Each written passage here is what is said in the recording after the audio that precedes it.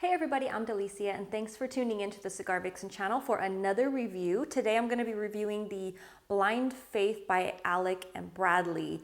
So I had a request recently. I have featured this cigar on top 5. I think it's been a little while since it's been in the rotation, and I know that because I haven't smoked it in at least a couple months. So I was happy that I had this in my humidor still.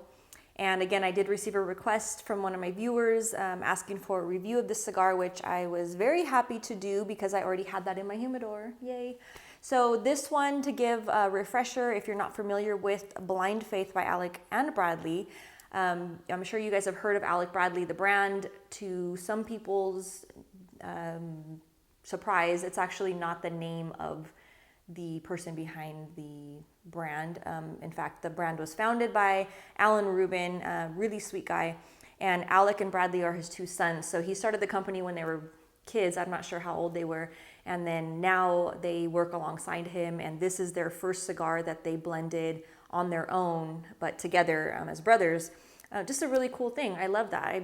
Being a family person, I absolutely think that's such a cool story. It's great to see somebody that starts a business that's maybe not necessarily, has grown up in that world, that has started that and then brought their family into it, and it's been successful. Again, as I mentioned, Alan Rubin is such a sweetheart. My first real interaction with him was actually very memorable for me because I had seen him. I was familiar with who he was and his brand. However, I had never really talked with him until, I want to say it had to have been at least 3 years, possibly 4, but I want to say maybe 3 years during Big Smoke. I was there walking around doing my thing, and I actually went to say hi to a friend of mine who distributes Alec Bradley cigars.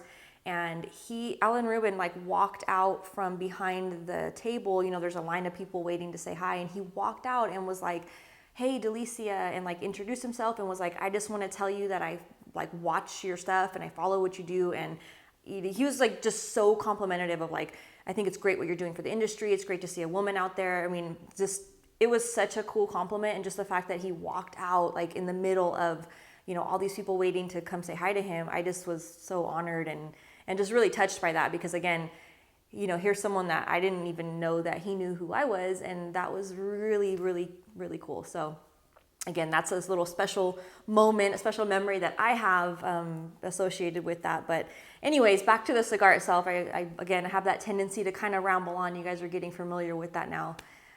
But back to the cigar itself, this is the Blind Faith, and this is the first time that I can recall where it says Alec and Bradley versus just Alec Bradley.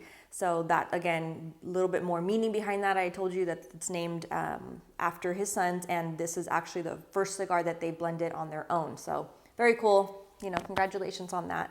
Gonna remove this little footband here.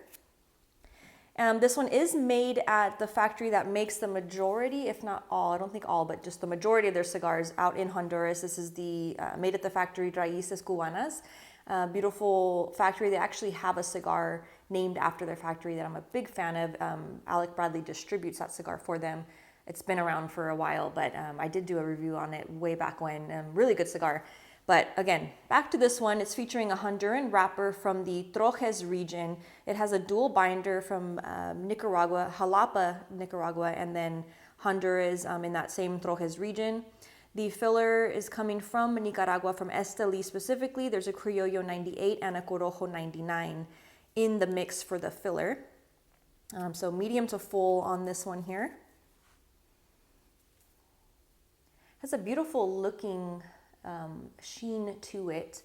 So not heavily oily, but just enough to give it a nice little, sheen, I guess you could say. The band itself is interesting. I'm not exactly sure, and I feel like I should have probably researched that a little better.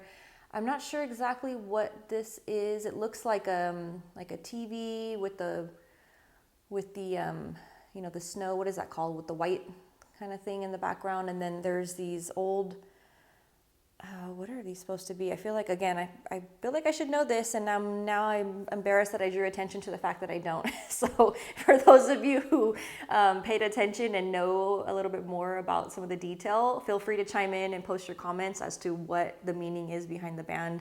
I'll, of course, do my own research, and then I'll probably comment on a later video. Forgot to do that. Usually I try to include all that information in the reviews, but gonna go with just a little straight cut here. And I'm still using my beautiful little ashtray from Protetta of New York. I'm really a fan of this. It matches my decor. I love it. So I'm going to be using that for a while. You'll probably notice it in some videos.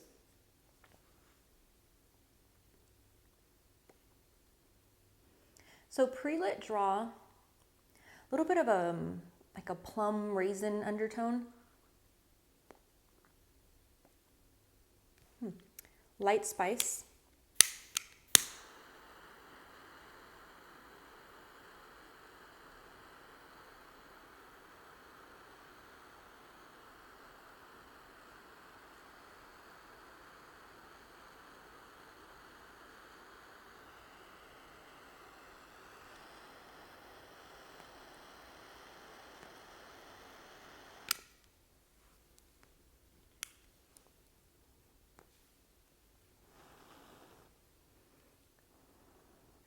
Also want to give a quick shout out to my very good friend Jaime Kong, who's out in Guatemala. He's the exclusive distributor for Alec Bradley out in Guatemala. He also distributes a few other brands, but we'll see if he's watching this video, see if he makes mention to my shout out. But no, good friend of mine, and again, very good taste in his cigars that he distributes.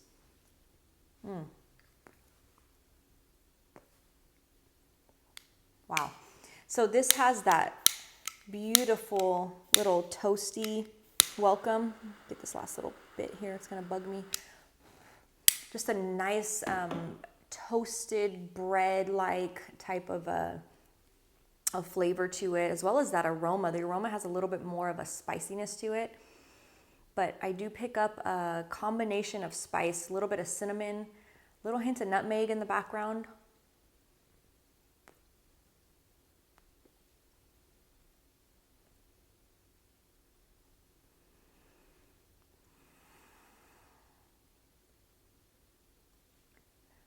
Hint of black pepper, but it's not really strong. It's just kind of in the background of things. It does have a little bit longer finish. I do pick up that spice, kind of like a delayed spice that comes in along that finish.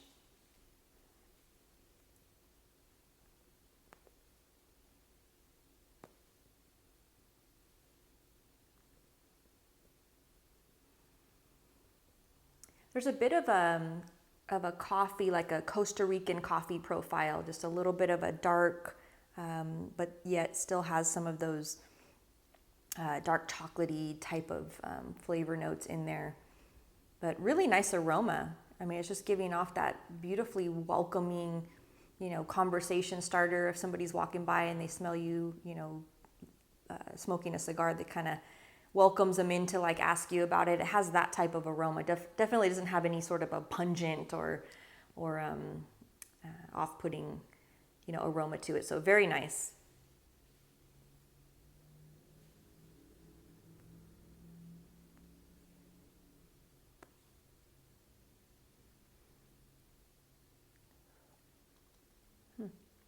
Definitely taste that combination of the baker spice there, the cinnamons, the nutmegs. Those are kind of a little bit of a nutty in there too. So really nice. Well, I'm going to go ahead and smoke it down as I normally do and check back in for the second third. So coming back in for the second third on the Blind Faith. My only complaint is the burn line right now. It's a little off, but we'll see. We'll see if it starts to even out here as I continue to smoke it down. Right now it's manageable. That's just the only, right off the bat, thing I would say that's not super on point. But other than that, the flavors are very nice.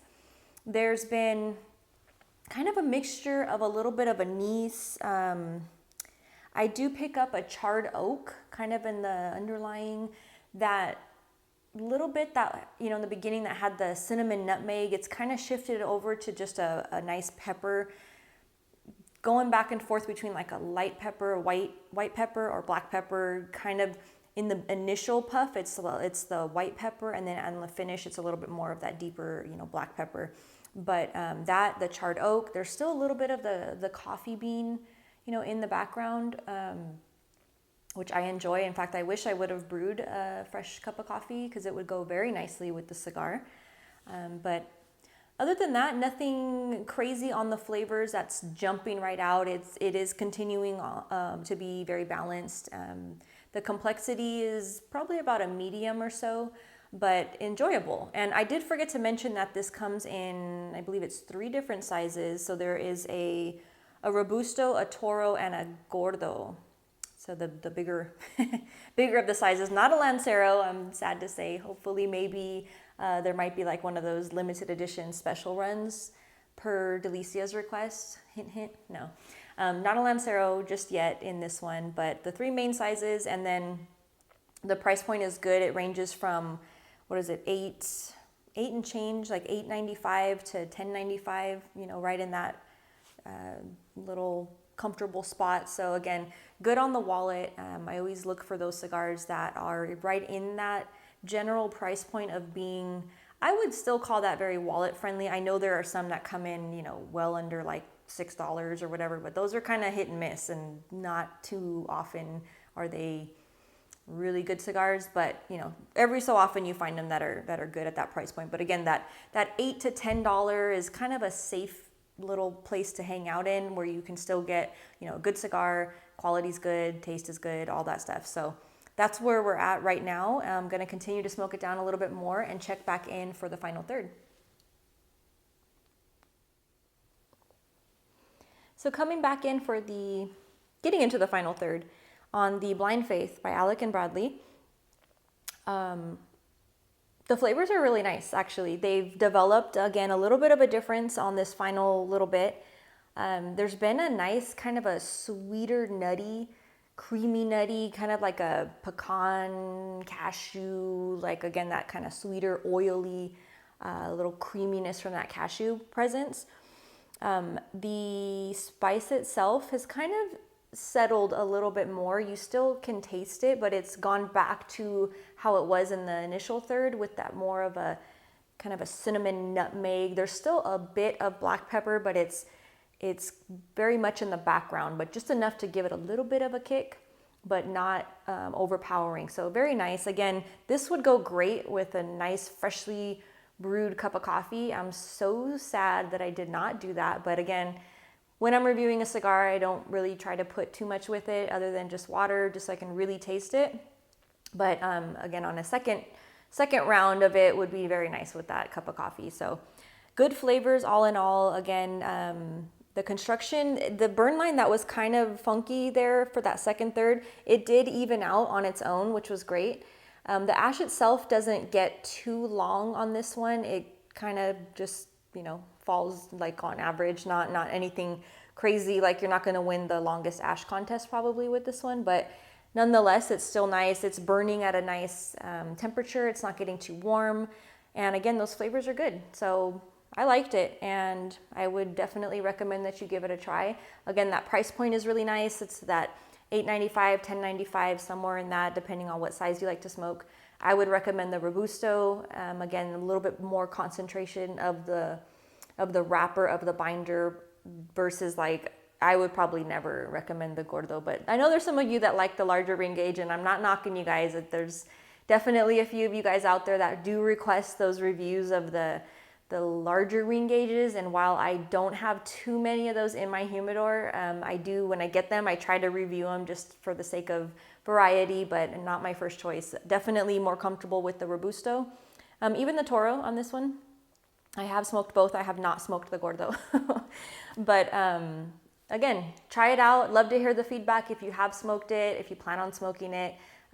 Hopefully you guys have a lot to say about it. And again, I love the comments. Thanks so much for all the input. You guys do a really good job of putting good questions, you know, adding some nice comments in there.